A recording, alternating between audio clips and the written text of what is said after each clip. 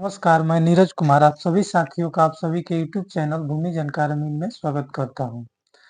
आज हम आप लोग को बताएंगे फार्मर आईडी के बारे में। आप सभी जान रहे हैं कि फार्मर आईडी बन रहा है जो किसान सम्मान निधि के लाभार्थी हैं या जिनको नहीं भी मिलता है वो फार्मर आईडी बनवाकर ही पीएम किसान के लिए आवेदन कर सकते हैं या जिनका पहले से पीएम किसान में आवेदन है मिल रहा है पेमेंट उनको भी आईडी बनवाकर देना है।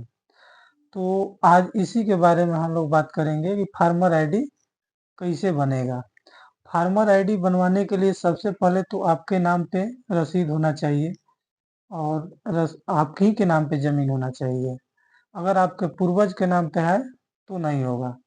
अगर आपके नाम पे जमीन है, ऑनलाइन है, तो उसी से होगा। अब बहुत सारे लोगों का ऑफलाइन है यानी कि हाथ से कटा हुआ पुराने रसीद है। अद्यतन नहीं है यानी करेंट रसीद नहीं है तो पुराने रसीद भी जो है उसको तो पेमेंट कर देंगे वो लोग, चाहे पुराने डिजिटलाइज जमाबंदी भी है उस पे भी कर दे रहे हैं लोग। लेकिन जो ऑफलाइन रसीद है उस पे कैसे होगा? तो उसको करने के लिए सबसे पहले परिमार्जन करवाना होगा। जैसे आप लोगों के पास इस तरीके का रसीद रहता है, इस तरीके का हाथ का रसीद कटा हुआ, ये फोटो कॉपी है, ये हो गया। ये खतियान होता है, रसीद होता है जिसे रेवेन्यू विभाग रसीद जनरेट करता है। हर जमीन पे सरकार को लगान चाहिए। और खतियान एक रिकॉर्ड ऑफ राइट होता है यानी अधिकार अभिलेख जिसे कहा जाता है।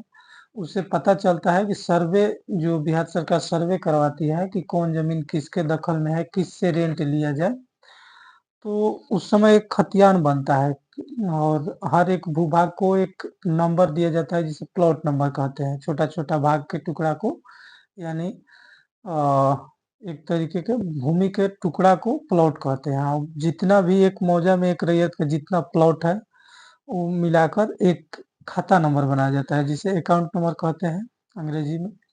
और उसी अकाउंट में एक रैयत का एक मौजा का टोटल प्लॉट रहता है और रसीद उसी खाता के अनुसार से रसीद कटता है कि एक खाता में आपका कितना जमीन है। तो उसी तरीके से पंजी 2 बनता है। पंजी 2 जो हल्का कर्मचारी सीओ अंचल के पास रहता है उसमें वो लोग दर्ज करते हैं। पंजी 1 भी कहा जाता है खतियान को यानी रजिस्टर 1, और ये रजिस्टर 2 कहा जाता है क्योंकि ये सेकेंडरी एविडेंस है। ये फर्स्ट चीज हो गया खतियान। खतियाने के आधार पे पंजी 2 बनता है और पंजी 2 पे सिर्फ इतना ही दर्ज होता है खाता खेसरा और रकबा। पहले तो केवल खाता से या केवल ऐसा ही रसीद काट के दे दिया जाता था मौजा और किस कौन सा रैयत। जैसे पुराने समय में जमींदारी जिस वक्त था उस वक्त लोग ऐसे ही हाथ से काट के ऐसा ही दे देते थे कि कितना जमीन वो बो रहे हैं, कौन व्यक्ति बो रहे हैं, मौजा कौन सा है। जमींदारी समय था।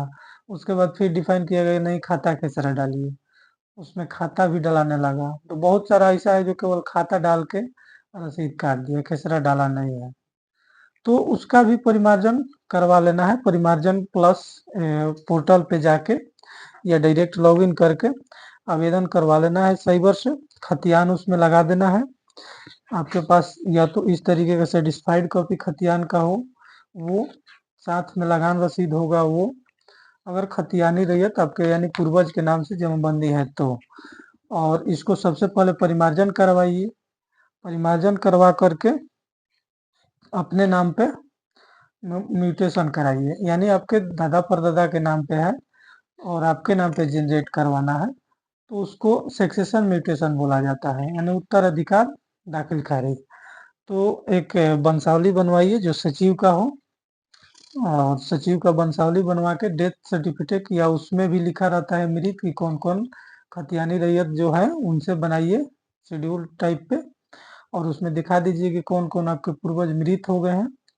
और उसी के आधार पे जो जो अभी लीगल उनका वारिस, मान लीजिए आपके दादाजी थे, उनके पुत्र कितने हैं और पुत्र उनके मर गए हैं और आपके दादाजी भी मर गए हैं तो कितने नाती टोटल है और सभी के नाम पे जमबंदी क्रिएट होगा। उसके बाद सभी के नाम पे सबसे पहले तो परिमार्जन हो गया, उसके बाद सभी के नाम पे दाखिल खारिज हो गया, उसके बाद फार्मर आईडी बनेगा।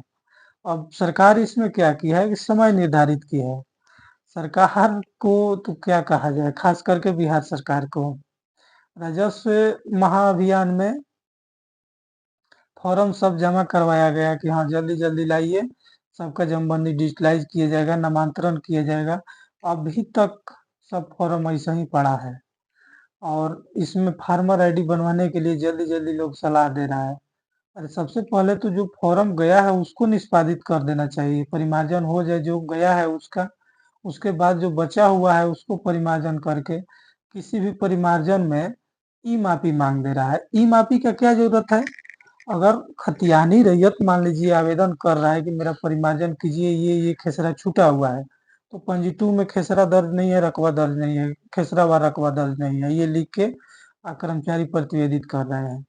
तो अगर खेसरा व रकबा दर्ज नहीं है तो आपको खतियान जिस आधार पर जमबंदी कायम हुआ है उसका वो आधार आपको देगा कष्ट जो भी रैयत है, या तो खतियान के आधार पर जमबंदी हुआ होगा तो खतियान और रसीद देगा। अगर किसी केवाला के आधार पे उसका जमबंदी कायम होगा तो केवाला और रसीद देगा। अब मापी प्रतिवेदन उसमें लगना चाहिए जिसमें मिली जुली रकबा रजिस्ट्री हुआ है डीड में और वही पंजी 2 में भी दर्ज हुआ है। उसमें नहीं स्पष्ट होगा कि किस खेसरा में उनका कितना रजिस्ट्री हुआ है, तो वो स्थल जांच करके चौहद्दी मिलाया जाएगा कि आखिर उसका किस खेसरा में कितना पोजीशन है और उसके हिसाब से परिमार्जन किया जाएगा। उसमें तो माफी मांगना चाहिए। लेकिन जो प्लॉट मान लीजिए खतियान में स्पष्ट दिख रहा है कि ये इतना डिसमिल है, ये इतना डिसमिल है, खाता ये है और टोटल का रकबा जोड़कर उसी खाता का रसीद कटा हुआ है, तो सब खेसरा को जोड़ के वो चढ़ा देना चाहिए। उसमें मापी प्रतिवेदन का काम भी नहीं है। अगर मापी प्रतिवेदन भी होगा तो कैसे एक्यूरेट होगा? नक्शा से कोई भी जमीन नापते हैं आप तो या तो खतियानी रकबा से कम होगा या तो ज्यादा होगा, एग्जैक्ट तो होगा नहीं। तो फिर आप उसमें लिखिएगा कि मापी प्रतिवेदन आया है कम का और पंजी 2 में दर्ज है ज्यादा, या खतियान है ज्यादा का, वो तो और अब पेचीदा कर रहे हैं। या रजिस्ट्री भी होता है, खतियान के हिसाब से अगला का रजिस्ट्री हो गया, शेयर के अनुसार रजिस्ट्री हो गया, उतना स्थल पे अगर नक्शा में कम होता है, 4 भाई हैं, एक भाई का कोई जमीन लिया, नक्शा में कम होता है तो सभी को कम दिया जाता है, तो पंजी 2 में उसका तो ज्यादा दर्ज रहेगा, रकबा स्थल पे कम रहेगा, तो फिर वो अमीन प्रतिवेदित करेगा कि रकबा कम है। तो ये सब यही कर्मचारी लोगों का क्या कहा जाए, रेवेन्यू विभाग का यही हाल है। बाकी जनता भी वही है जो जहाँ है उसी में लगा हुआ है। तो यही तरीका है। वीडियो काफी लंबा हो जाएगा, फिर हम दूसरा वीडियो में आप लोगों को इसके बारे में विस्तार से और कुछ चीजें बताएंगे। तो इसी तरीके से आप परिमार्जन करवा के अपने नाम पे सक्सेशन म्यूटेशन करा के और फार्मर आईडी बनवा सकते हैं। देखते रहिए यूट्यूब चैनल भूमि जानकार में। भूमि संबंधित किसी भी जानकारी के लिए कमेंट बॉक्स में कमेंट करें और चैनल को सब्सक्राइब करें, वीडियो को लाइक एंड शेयर करें ताकि काफी लोग तक पहुंचे और सभी लोग इससे लाभान्वित हों। और अन्य किस टॉपिक में या किस प्रकार के आप सभी को वीडियो चाहिए कमेंट जरूर करें। धन्यवाद। देखते रहिए भूमि जानकारी में।